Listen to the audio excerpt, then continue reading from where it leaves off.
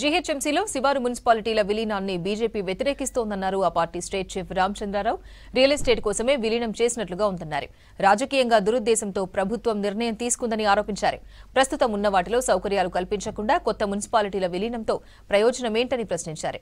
పన్నుల భారంతో ప్రజలను ఇబ్బంది పెట్టే చర్యగా తెలిపారు రామచంద్రరావు.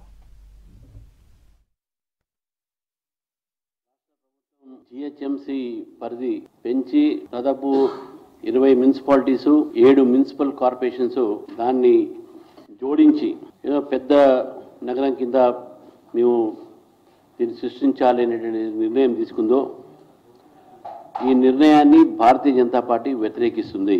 ఇది పరిపాలన సౌలభ్యం కోసం ఏదైనా డీసెంట్రలైజేషన్ కావాల్సినటువంటి అవసరం ఉన్నది. కానీ ఇది సెంట్రలైజ్ చేసి ఏకీకృతం చేసి ప్రజలకు నష్టం జరుగుతుంది, ప్రజలకు ఏం మంచి జరగదని చెప్పేసి భారతీయ జనతా పార్టీ భావిస్తూ ఉంది.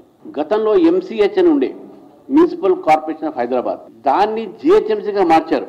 కొన్ని జోడించి 150 వార్డ్స్ డివిజన్స్ కార్పొరేటర్స్గా తయారు చేసి ఇప్పుడు దీన్ని ఎంత చేస్తారో ఏ స్వరూపంలో చేస్తారో మనకైతే తెలియదు. కానీ ఇందులో కొన్ని గ్రామీణ ప్రాంతాలు ముందుగా దాన్ని మున్సిపాలిటీస్లో జోడించి ఆ మున్సిపాలిటీస్లో జోడించినటువంటి ఒక ప్రాంతాన్ని మళ్ళీ జిహెచ్ఎంసీలో జోడించారు. ఏడాది కిందనే దాన్ని మున్సిపాలిటీస్ పరిధిలో తీసుకురావడం జరిగింది. గ్రామీణ ప్రాంతాలను ప్రజలకు ఈ ప్రాంతంలో ఏదైతే జోడిస్తున్నారో ఆ ప్రాంతంలో ప్రజలకు చాలా వరకు నష్టం జరుగుతుంది. ఇప్పుడు ఉన్న జిహెచ్ఎంసీకే సరిగ్గా రోడ్లు లేవు, సివరేజ్ బోర్డు లేదు, సివరేజ్ సరిగ్గా లేదు, నీళ్లు సరిగ్గా రావట్లేదు.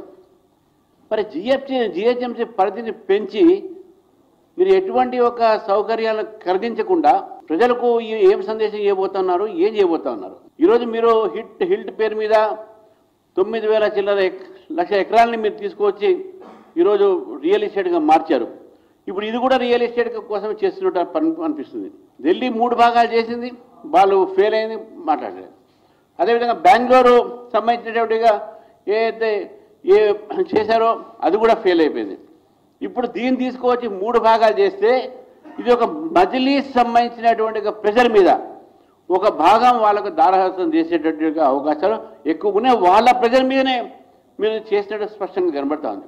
దయచేసి రేవంత్ రెడ్డి గారి ప్రభుత్వాన్ని కోరుతా ఉన్నాను, ఈ ఏవైతే మీరు చేశారో ఇవన్నీ కూడా ఈ రియల్ ఎస్టేట్ కింద కాకుండా మీరు దీని రాష్ట్రాన్ని రెడ్ ఎస్టేట్గా మార్చుతున్నారు. కళ్ళల్లో రక్తం వస్తుంది ప్రజలకు. రియల్ ఎస్టేట్ కాదు మీరు పెంచేది ఇక్కడ, దీంట్లో రెడ్ ఎస్టేట్